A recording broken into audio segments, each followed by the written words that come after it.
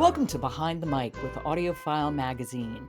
I'm Jo Reed. I have Leslie Fine with me. She's with me for the week, and I've taken a look at the books you're going to talk about, and you have quite a week in front of you. Right? We have some variety here, but believe it or not, I do have a theme, if you can I'm ready. believe it, okay? So, there's a little bit of a backstory. So, I've been listening to a lot of classics lately, and you know how they can be. Like the last one I listened to was 22 hours long, and I love it. You get Yeah. into it and it's so exciting. But then I thought, it would be nice to have a little break, maybe a few shorter titles. And then as I was collecting my ideas, I noticed that all of these kind of involve some sort of trip, Oh, some sort of journey, some sort of travel, at least in my imagination. okay. So these are I'm calling these in my mind, I'm calling them weekend travels, meaning you can listen to them easily in a weekend. A couple of them you could listen to in a day, but they're treasures. They actually transport you somewhere. I just thought they were kind of a cool collection and it was a really great variety. Okay. Well, let's begin. So the first one is called The Owl Was a Baker's Daughter. And the subtitle is The Continuing Adventures of Judith Shakespeare. Ah, and this is Grace Tiffany's book.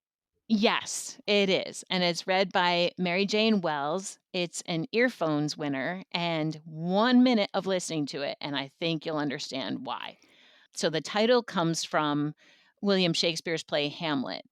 The owl was a baker's daughter. One of the characters speaks those words.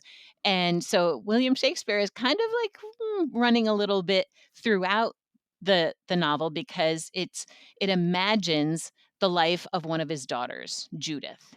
So, Grace Tiffany wrote a previous book about Judith Shakespeare called My Father Had a Daughter. And so then this, as it's labeled, the continuing adventures of Judith Shakespeare, must follow up on her later years. So you didn't listen or read the first book, so I'm assuming because you like this one so much, one doesn't have to. Not at all. Not at all. You don't have to not at all in order to enjoy it, and also you don't have to have a knowledge, don't be intimidated by the Shakespeare name. You don't need to have a knowledge of his plays to enjoy this at all. But if you do, I bet it's a lot of fun. It is. It really is. It's just the performance makes it so much fun. The way Wells creates this voice and really gets into how the words are pronounced. You think about how language is always changing somehow, that it makes sense that the pronunciations have changed over the years. So she really creates this character and this time period magically, I think. So why don't you give us just a thumbnail sketch of what is going on in this book?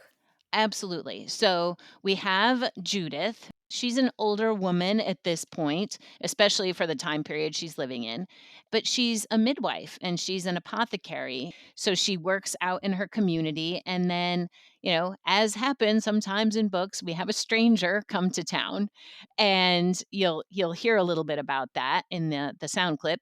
But these characters, Jane and Pearl, come in, and one thing leads to another, and Judith and those 2 have to leave their home for a little while. And so they're kind of traveling around throughout 17th century England, and it's against the backdrop of the English Civil War. Ah, so lots going on. Lots going on, and so they're trying to make their way in an area, there's so much happening and all of these battles and all of this intrigue, and so she's just trying to make her way through and kind of bide her time until she feels like she can go back Got it. to her home. So there's a lot of historical research that went into this, I'm sure. Oh my goodness, yes. Historical on the large scale, and then also, just the day-to-day things. I find all that so fascinating, Yeah. how people lived and Live. Yeah. right? And especially she's speaking as, kind of a medical caregiver from her time period as an apothecary and a midwife. So, it's interesting to hear all of these different, remedies and approaches to things. It's just really well done. Well, tell me a little bit more about Mary Jane Wells's performance. She's won 3 Audie Awards.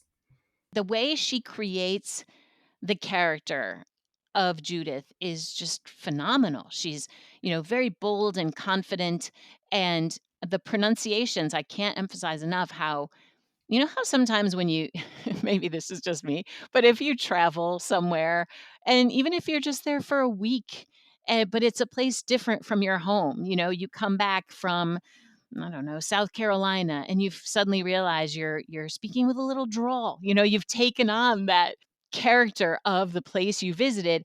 I found myself feeling differently about language every time I pressed stop on this audiobook.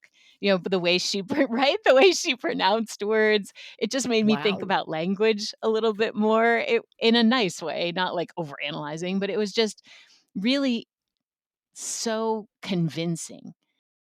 Well, why don't we hear a little bit? Do you need to set this up at all?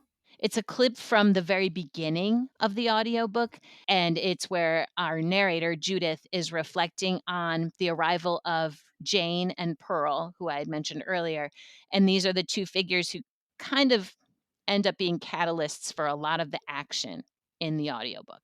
Okay. This is The Owl Was a Baker's Daughter. It's by Grace Tiffany, read by Mary Jane Wells. It was one of the more rash acts of my life, so quickly to agree to bring Jane and her pal into our household. I could see Quiney wasn't well pleased, even before Jane started gospeling over the wine barrels. But the truth was, I did need help in the scullery and with my apothecary calls. And the further truth was that in our house, noise and life of some kind would be welcome.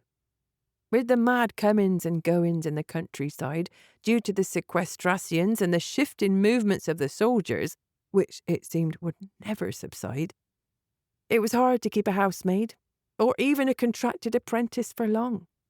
All the youth were running, some to join the remnants of the king's troops, most to swell the ever-expanding new model army. Or they were returning home from service to try, in their raw greenness, to manage small farms that had lost all the family's older men, or to succour a widowed mother or sister. I see exactly what you mean about the language and also her accent and the way she presents it. And Mary Jane Wells gives a performance without being performative, if you know what I mean. She's telling us.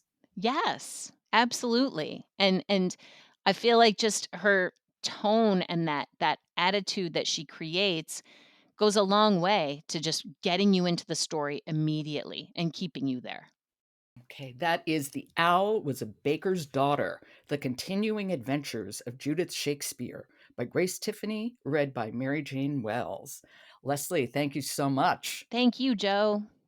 I look forward to talking to you tomorrow. Take care. Support for Behind the Mic comes from Dreamscape, an award winning audiobook publisher with a catalog that includes authors LJ Shen, Frida McFadden, and Katie Robert. Discover your next great listen at dreamscapepublishing.com. Don't forget to follow Behind the Mic wherever you get your podcasts, and it really does help if you leave us a rating, so thank you. I'm Jo Reed. I'll talk to you tomorrow.